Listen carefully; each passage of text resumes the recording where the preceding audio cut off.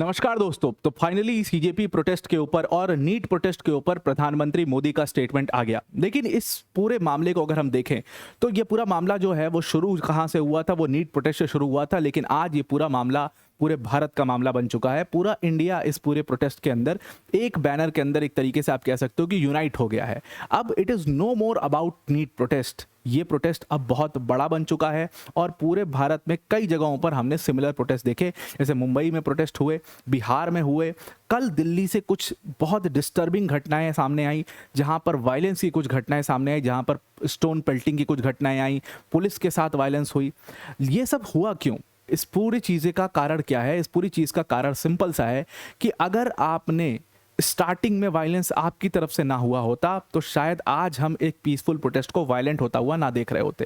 ये प्रोटेस्ट जो कि एकदम बिल्कुल पीसफुल तरीके से शुरू हुआ था, ये पीसफुल तरीके से आगे बढ़ता, लेकिन क्योंकि पुलिस ब्रुटैलिटी हुई, क्योंकि स्टेट एक्शन हुआ, वायलेंस हुआ जिसमें बहुत बच्चे घायल हुए, और उसका गुस्सा है कि अब आप वायलेंस की छिटपिट घटनाएं पूरे देश भर से कहीं कहीं जगहों से आप देखने को आपको मिल रही है। फाइनली इस प्रोटेस्ट के ऊपर प्रधानमंत्री नरेंद्र मोदी ने अपना स्टेटमेंट दिया है, लेकिन अभी भी कुछ चीज़ें इसके अंदर पूरी तरीके से मिसिंग है। अब देखिए अपडेट्स क्या हैं इस प्रोटेस्ट के बारे में। अपडेट बहुत सिंपल सी थी कि सोनम वांगचुक साहब अपना फास्ट जो है वो तोड़ने वाले थे, वो अपनी हंगर स्ट्राइक को तोड़ने वाले थे। एक पूरा डायलॉग हुआ था जेपी नड्डा के साथ में, जहां पर सीजेपी के स्पोक्स पर्सन जो है वो जेपी नड्डा से जाकर के मिल करके आते हैं और उसके बाद आकर के वो कहते हैं कि कुछ भी यहां से वैल्यूएबल नहीं निकल पाया। तो सोनम वांगचुक साहब ने जब ये सुना कि कुछ भी वैल्यूएबल नहीं निकला इस मीटिंग से, वो हंगर स्ट्राइक अपनी तोड़ने वाले थे। 25 दिन उनको हो गए, उनकी हालत बड़ी खराब है। उनकी वाइफ का स्टेटमेंट भी आया कि बड़ी नाजुक उनकी हालत बनी हुई है। वो अपना फास्ट तोड़ने वाले थे, तभी जैसे ही उनको खबर मिलती है कि पुलिस ब्रुटैलिटी यानी कि वायलेंस हुआ है, छात्रों के ऊपर लाठियां चलाई गई हैं, छात्रों के ऊपर बुरी तरीके से उनको मारा पीटा गया, और पूरा सब डॉक्यूमेंटेड है। यहाँ तक कि जो इंडिपेंडेंट जर्नलिस्ट थे, जो पत्रकार थे, जो वहाँ पर मौजूद थे, उनके ऊपर तक लाठी चला दी गई, उनको तक नहीं छोड़ा गया। इवन कुछ जर्नलिस्ट तो अपना कार्ड दिखा रहे थे वहाँ पर कि ये देखिए मैं इस पर्टिकुलर चैनल से हूँ, मैं यहाँ पर हूँ, उनको और ज़्यादा पीटा गया। मतलब वो कार्ड देखते हुए उनके ऊपर लाठी चला दी गई। ऐसी भी घटनाएं हमें सामने आई। और उसके बाद क्या हुआ, ये जो पूरे मामला जब यूट्यूब पे गया, जब सोशल मीडिया पर गया, जब फेसबुक पर लोगों ने इसको देखा, लोगों का गुस्सा उमड़ पड़ा, क्योंकि बच्चों की बात थी, बच्चों के ऊपर लाठियां चली। तो पूरे पेरेंट्स का, अभिभावकों का, उनके बड़े भाई बहनों का, सबका सपोर्ट, सबका, बुजुर्गों का, आर्मी का, सबका सपोर्ट उनकी तरफ आया और सब लोग कहीं ना कहीं एक बैनर के अंदर यूनाइट होते चले गए। और अब ये मामला कहीं ना कहीं सरकार की पहुंच से बाहर निकलता जा रहा है, और इसीलिए आप प्रधानमंत्री मोदी का स्टेटमेंट इस पूरी चीज के ऊपर देखा जा रहा है। अब देखिए प्रधानमंत्री मोदी ने इसमें स्टेटमेंट दिया, कोट अनकोट मैं उनकी बात आपको बताता हूं। प्रधानमंत्री मोदी ने सबसे पहले इसके ऊपर कहा कि जो बच्चों का फ्यूचर है, जो हमारे यूथ का फ्यूचर है, वो हमारे लिए सबसे हाईएस्ट प्रायोरिटी है, और उससे बड़ी प्रायोरिटी और कुछ भी नहीं होगी। और जो लोग भी इस फ्यूचर को हार्म करने की कोशिश करेंगे, जो लोग भी इस फ्यूचर को खराब करने की कोशिश करेंगे, उनके खिलाफ बहुत ही स्ट्रिक्ट एक्शन, उनको बख्शा नहीं जाएगा, बहुत ही स्ट्रिक्ट एक्शन लिया जाएगा। अब मैं आपको ध्यान में लाना चाहता हूं उस खबर के ऊपर जो इसके पहले प्रधानमंत्री मोदी ने स्टेटमेंट दिया था, जहां पर उन्होंने स्ट्रिक्ट पनिशमेंट की बात करी थी। तो हमने उसको बताया था कि स्ट्रिक्ट पनिशमेंट का मतलब क्या है, स्ट्रिक्ट पनिशमेंट के मायने क्या है। स्ट्रिक्ट पनिशमेंट के मायने हैं कि भाई पहले तो स्ट्रिक्ट पनिशमेंट आप तब दोगे जब इसके अंदर आपको जो मेन कल्प्रिट्स हैं आप उनको पकड़िए। तो हमने इसमें सीबीआई की इन्वेस्टिगेशन दिखाई थी कि कहां तक है। सीबीआई बहुत स्लो इन्वेस्टिगेट कर रही है इस पूरे मामले को। अभी तक इस पूरे पेपर लीक का जो पूरा नेटवर्क है, उसके जो किंग पिन्स हैं, उनको ये पकड़ नहीं पाए हैं। ये खुद सीबीआई एक्सेप्ट भी कर रही है कि किंग पिंग्स अभी तक नहीं पकड़े, बीच के हैंडलर्स जो हैं अभी तक उन्हीं को पकड़ा गया है। चेन कहीं पर ब्रेक हो गया, उसके बाद हमें कुछ ट्रेल नहीं मिल पा रहा है, उसके ऊपर जांच जो है वो चल रही है। तो मतलब अभी मेन कल्प्रिट्स नहीं पकड़े गए हैं, चार्जशीट नहीं फाइल हुई है, इन्वेस्टिगेशन चल रही है। व्हाट्सएप चैट्स और टेलीग्राम चैट्स और जितने भी चैट्स हैं उनको अभी तक एनालाइज किया जा रहा है। मतलब सीबीआई इन्वेस्टिगेशन की हमने एक कंप्लीट आपको पिक्चर दिखाई थी। अगर हम उस सीबीआई इन्वेस्टिगेशन को देखें तो क्या हम कह सकते हैं कि स्ट्रिक्ट पनिशमेंट दिया जा रहा है? नहीं हो पा रहा है, क्योंकि जब तक आप मेन कल्प्रिट को ही नहीं पकड़ोगे तो स्ट्रिक्ट पनिशमेंट दोगे कैसे। और हर बार यही होता है कि छोटे मोटे छुटभइये 2-4 लोग को पकड़ करके आप उनको पनिशमेंट दे देते हो, और ऊपर के जो लोग हैं वो वैसे ही बने रहते हैं, वो भारत के बाहर चले जाते हैं, और फिर जब एग्जाम होता है फिर भारत में आते हैं, फिर पेपर लीक की घटना आपको सुनने में आती है। तो अगर उसको वंस एंड फॉर ऑल आपको रोकना है तो आपको कहीं ना कहीं वो किंग पिन्स जो हैं इस पूरे नेटवर्क के, उनको अरेस्ट करना पड़ेगा, उनको सख्त सजा देनी पड़ेगी। भले ही वो पॉलिटिकल बैकग्राउंड से हों, भले ही वो किसी भी बैकग्राउंड से हों, उनको सख्त से सख्त सजा आपको यहाँ तक जब तक नहीं दोगे तब तक आप इसमें कुछ भी नहीं कर सकते। अब अगर बात की जाए तो प्रधानमंत्री ने फाइनली इसके ऊपर बात की है। फाइनली वो उन्होंने बोला कि भाई हम ऐसा करेंगे कि हम स्ट्रिक्ट पनिशमेंट देना है। तो कैसे दिया जाएगा, जब इसके ऊपर सवाल हुआ तो उन्होंने कहा कि हम फास्ट ट्रैक कोर्ट्स इसमें सेटअप करेंगे और फास्ट ट्रैक कोर्ट सेटअप करके उनको स्ट्रिक्ट पनिशमेंट दी जाएगी। तो चलिए, जो लोग अरेस्ट हो चुके हैं फास्ट ट्रैक कोर्ट से उनको सजा तो मिल जाएगी, लेकिन क्या उन किंग पिन्स को फिर से हम इवेट कर लेंगे? क्या वो किंग पिन्स फिर से बच जाएंगे जो इस पूरे नेटवर्क को रन करते हैं? पहला मुद्दा वो था, पहला डिससेटिस्फैक्शन उसके ऊपर आया कि उनको पहले अरेस्ट किया जाए। और दूसरा सबसे बड़ा इसके अंदर डिससेटिस्फैक्शन इस पूरे स्टेटमेंट में जो आपको दिखाई देगा वो ये देगा कि डिमांड बहुत सिंपल थी इस प्रोटेस्ट की। और आई डोंट नो व्हाई कि इस प्रोटेस्ट को आखिर इतना बड़ा, इतना एम्पलीफाई क्यों किया जा रहा है, क्यों आखिर इस डिमांड को एड्रेस नहीं किया जा रहा? किसी भी बीजेपी के नेता की तरफ से एक स्टेटमेंट तक नहीं आ रहा है इसके ऊपर। Why, what is the problem? मतलब ऐसी क्या चीज है धर्मेंद्र प्रधान के पास, ऐसी कौन सी उनको सीक्रेट पता है जिसकी वजह से इतना सरकार अपने पूरे मतलब क्रेडिबिलिटी के ऊपर सारा बर्डन लेने को तैयार है, लेकिन इनका इस्तीफा नहीं दे रही है, इनका इस्तीफा नहीं मांग रही है। धर्मेंद्र प्रधान के इस्तीफे की मेन डिमांड थी, इस पूरा प्रोटेस्ट का जो सेंट्रल डिमांड है, जो मेन डिमांड है, जिसके बाद आप कह सकते हो कि चीज़ें शांत हो सकती हैं, डायलॉग हो सकता है, बातचीत हो सकती है, वो तब हो सकती है अगर धर्मेंद्र प्रधान का इस्तीफा आ जाए इसके अंदर।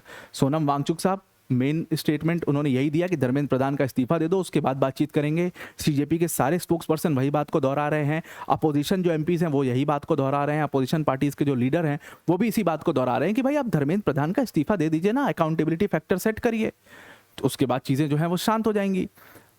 तो यहां पर धर्मेंद्र प्रधान के इस्तीफे के ऊपर क्या प्रधानमंत्री ने कुछ बोला? तो प्रधानमंत्री ने यहां पर कुछ भी नहीं बोला। प्रधानमंत्री ने एजुकेशन मिनिस्टर इस डिमांड का, उनके इस्तीफे का जिक्र तक नहीं किया इस पूरे स्टेटमेंट में। और जो बहुत 2 दिन पहले स्टेटमेंट आया था उसी से मिलता जुलता सिमिलर सा स्टेटमेंट इस बार भी दिया गया कि यूथ हमारी सबसे बड़ी प्रायोरिटी है और हम उनको कुछ नहीं होने देंगे, और उनके खिलाफ कोई कुछ भी करेगा तो हम उसको बहुत स्ट्रिक्ट पनिशमेंट देंगे। ये सारी एकदम सिमिलर स्टेटमेंट्स आपको दिखाई दिए। लेकिन धर्मेंद्र प्रधान, सबको लग रहा था कि हो सकता है प्रधानमंत्री आज बोल रहे हैं तो शायद धर्मेंद्र प्रधान के ऊपर बोलेंगे, लेकिन उन्होंने धर्मेंद्र प्रधान से रिलेटेड कोई भी यहाँ पर कोई स्टेटमेंट नहीं दिया, और इससे शायद फिर से वो डिससेटिस्फैक्शन आपको आ जाएगा।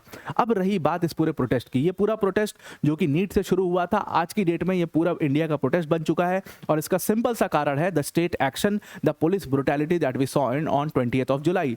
और 20 जुलाई की पुलिस ब्रुटैलिटी के बाद आपने एक ऐसा प्रेसिडेंट सेट कर दिया कि अब आपको दोनों साइड से वायलेंस की घटनाएं दिख रही हैं।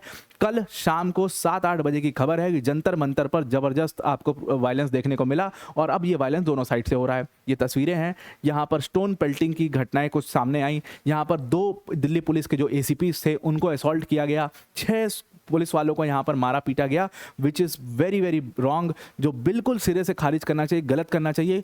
और ये कहीं ना कहीं अब आप समझिए कि ये एक प्लेटफॉर्म बन गया है गूंस के लिए। जो गुंडे हैं, जो गूंस हैं, वो इन छात्रों के बीच में मिलजुल करके वो ऐसी घटना को अंजाम दे रहे हैं, और कहीं ना कहीं इसकी सजा छात्रों को मिल सकती है। फिर से उनके हित में ये चीज़ हो रही है, तो इस चीज़ को समझना चाहिए। और अब ये चीज़ जो है वो बाहर निकलती जा रही है, आपको वायलेंस की घटना मिल रही है। कल बिहार में भी कुछ वायलेंस की घटना आई, मुंबई में कुछ वायलेंस की घटना हमें सामने आई, और दिल्ली में तो वायलेंस हो ही गया, उसके तो प्रूफ ही हमारे पास। ये तस्वीरें आप देखिए, इसमें तस्वीरों में आपको साफ समझ में आ जाएगा कि इस लेवल का वायलेंस जो है वहाँ पर हुआ। और ये क्या है? ये गुस्सा है। ये वो गुस्सा निकला जहां पर जो आपने स्टेट एक्शन किया, और जो आपने जो सर फोड़े, और जो आपने लाठियां चलाई और वो चलाई, उसका कहीं ना कहीं गुस्सा जो है वो साफ साफ दिख रहा है। आप समझना पड़ेगा हमें कि ये भी हमारे देश के नागरिक हैं, वो भी हमारे देश के नागरिक हैं। आखिर हमारे देश के नागरिक इस चीज़ पर क्यों आमादा है कि वो आपस में एक दूसरे को बिल्कुल मारपीट पर उतारू हो चुके हैं। ये प्रोटेस्ट पूरी तरीके से पीसफुली चल सकता था, लेकिन इसको जानबूझ करके इतना वायलेंट बना दिया गया। अगर फर्स्ट डे इस प्रोटेस्ट में हम धर्मेंद्र प्रधान का इस्तीफा रख करके और डायलॉग कर लेते, बातचीत कर लेते, जेपी नड्डा ने 20 तारीख को बातचीत करने के लिए स्पोक्स पर्सन को बुलाया। क्या ये बातचीत पहले नहीं हो सकती थी? क्या ये बातचीत पहले हम इसको सीरियस नहीं ले सकते थे? बिल्कुल लेना चाहिए था, या ले सकते थे, लेकिन हमने वेट किया कि ये चीज़ बड़ी बन जाए, तब उसको हम एड्रेस करना शुरू करें। और उसके बाद ये इतनी बड़ी बन चुकी है कि अब एड्रेस करने से नहीं हो पा रहा है। अब उन्होंने बात करने से मना कर दिया है। उन्होंने कहा है कि आपने हमारा टाइम वेस्ट किया, अब आप जो है जंतर मंतर पर आइए, तब आपसे बातचीत होगी, नहीं तो बातचीत नहीं होगी। दूसरी तरफ सारी अपोजिशन पार्टीज जो हैं वो सड़कों पर उतर चुके हैं। आज जो अपोजिशन के एमपीज थे उन्होंने पार्लियामेंट के मकर द्वार पर 10:30 बजे अपना धरना दे दिया, और वहां पर अभी भी प्रोटेस्ट जो है वो जारी है। वो लगातार नारेबाजी चल रही है, और कहीं ना कहीं पार्लियामेंट को फंक्शन करने में भी मुश्किल हो रही है, और दुनिया भर की नारेबाजी वहां पर लगाई जा रही है। इसी तरीके की एक घटना हमने देखी जहां पर, और ये सब कुछ शुरू कैसे हुआ? राहुल गांधी और अखिलेश यादव और उसके साथ में प्रियंका गांधी, ये सारे लोग जो है वो जाते हैं प्राइम मिनिस्टर्स रेसिडेंस के बाहर, उसका घेराव करते हैं, वहाँ पर नारेबाजी होती है, वहाँ पर धरना दिया जाता है और बहुत ज़बरदस्त ये धरना दिया जाता है। उसके बाद राहुल गांधी जी को डिटेन किया जाता है, अखिलेश यादव को डिटेन करते हैं, प्रियंका गांधी जी को डिटेन किया जाता है और उसके बाद आप देखते हो कि वो बस को घेर वेर लेते हैं और उसके बाद फाइनली जो उनके पार्टीज़ के अपोजिशन के एमपीज़ हैं उन्होंने डिसाइड किया कि नहीं भाई, अब हम ये प्रोटेस्ट जो है वो पार्लियामेंट के मकर द्वार के बाहर करेंगे। दूसरी तरफ आप चंद्रशेखर को देख रहे हैं कि चंद्रशेखर भी पार्लियामेंट में डॉक्टर अंबेडकर की प्रतिमा है उसके पास बैठे हुए हैं और वो वहाँ पर प्रोटेस्ट कर रहे हैं, वो वहाँ पर डिमांड कर रहे हैं, बिल्कुल शांति से वो डिमांड कर रहे हैं कि भाई धर्मेंद्र प्रधान का इस्तीफा। तो अगर एक पर्सन के रेजिग्नेशन से पूरे देश का माहौल शांत हो सकता है, कुछ समय के लिए ही शांत हो सकता है, लेकिन हो सकता है और एक डायलॉग का ऑप्शन आपको मिल सकता है, तो why not go for that option? उस ऑप्शन के लिए क्यों नहीं जाना चाहिए?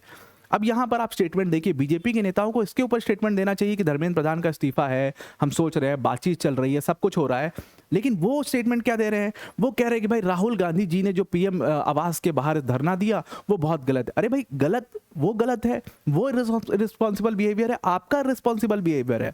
आप लोग को रिस्पॉन्सिबिलिटी लेनी चाहिए क्योंकि देश की सत्ता आपके हाथ में है, ये बच्चे भी आपके देश के नागरिक हैं, ये पुलिस भी आपके देश की नागरिक है और इन दोनों, अगर ये दोनों क्लैश करेंगे, दोनों में वायलेंस होगा, लोग घायल होंगे, आपके देश के वासी घायल होंगे, ये बच्चे घायल होंगे, ये यूथ, आपका फ्यूचर घायल होगा, आपका सिक्योरिटी घायल होगा।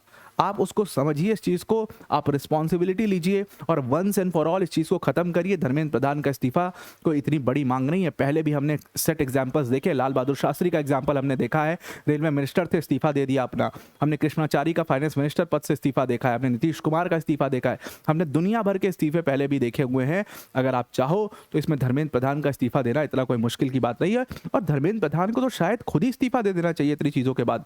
जब पूरा देश एक बैनर के नीचे खड़े होकर के उनका इस्तीफा अगर मांग रहा है और एकजुटता से उनका इस्तीफा मांग रहा है, तो शायद पॉपुलर रिएक्शन को देखते हुए, पॉपुलर एक्शन को देखते हुए उन्हें खुद से खुद इस्तीफा दे देना चाहिए।